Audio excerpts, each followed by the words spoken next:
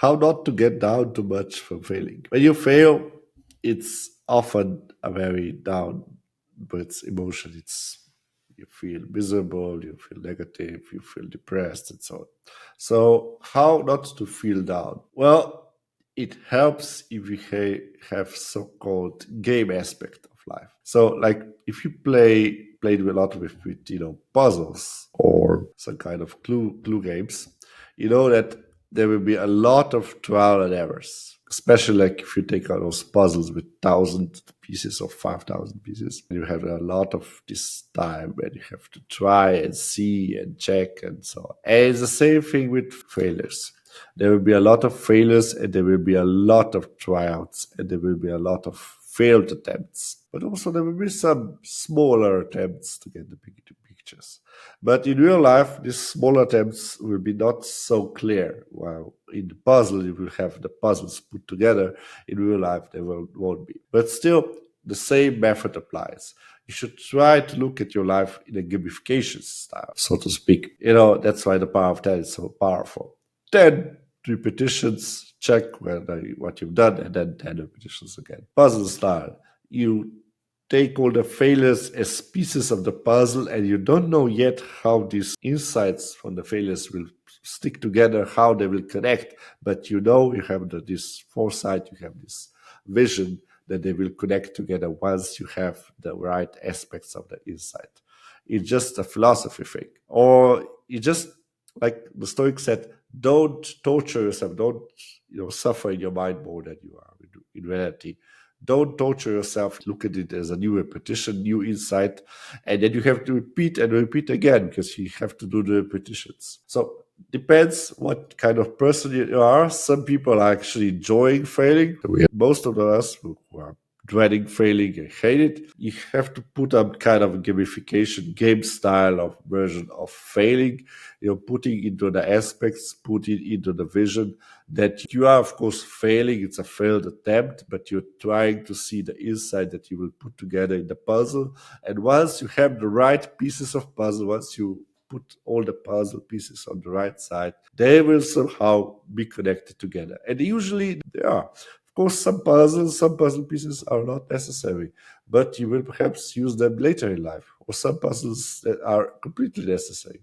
But you're trying to find those edge pieces of the puzzle, perhaps, or you're trying to do the repetitions, the 300 repetitions, or 10 repetitions, or whatsoever. Trying to see it as a game, not so much personal, that you're not connected to that failure. You're not the failure. The activity has failed, and you are responsible for putting up another repetition, another activity. It helps tremendously to relieve the effort, relieve the hate, relieve the depression state. But our brain is wired to make us feel bad after we fail, so it doesn't go away completely. But if you look at it as a game's perspective, you will trick perhaps your brain into thinking it's not yet over, the game's not yet over. Like if you play an action thriller game and you try to find the boss, when you fail, you actually learn about the weak spots. And when you fail again, you see that the weak spot is a bit different, but you still see the weak spot. And when you fail again, you see you have achieved the knowledge about the weak spot. Now you have to achieve the evasion techniques regarding this boss fight and so on.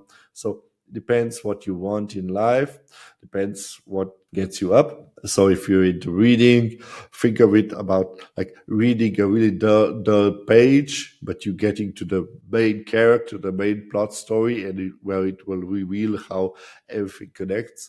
So it's just how we psychologically try to mitigate these parts that are not very pleasant. And we have to see in the future, we will connect all these dots together.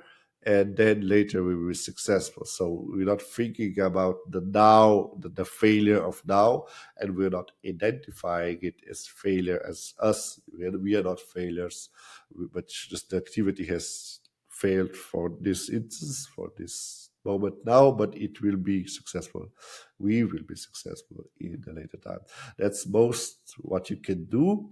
And of course, you will not be pleasant all the time. You will, of course, your frustration will rise even with this techniques, even with these methods. But with these methods, they rise slower and later.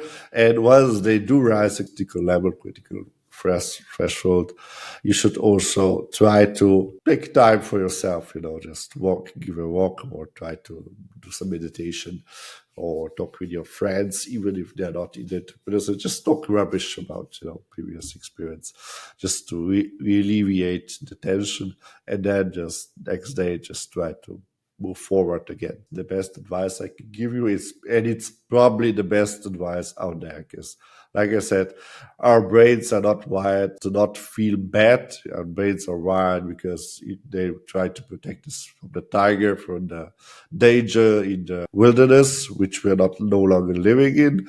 So they try to protect us from these dangers that are no longer existent. But we can perhaps try to trick them into postponing these negative thoughts or slowing it down and try not to indulge too much in the pity part. That's it all from me. Hope you found this useful, and I hope you will not be in those dark places too long, because I know it's hard, because I've been there so many times, and it doesn't get too much better. You just get more acquainted with it, and in time you are spending less and less time there, but you're still doing the time there. So not so much time, but shorter time.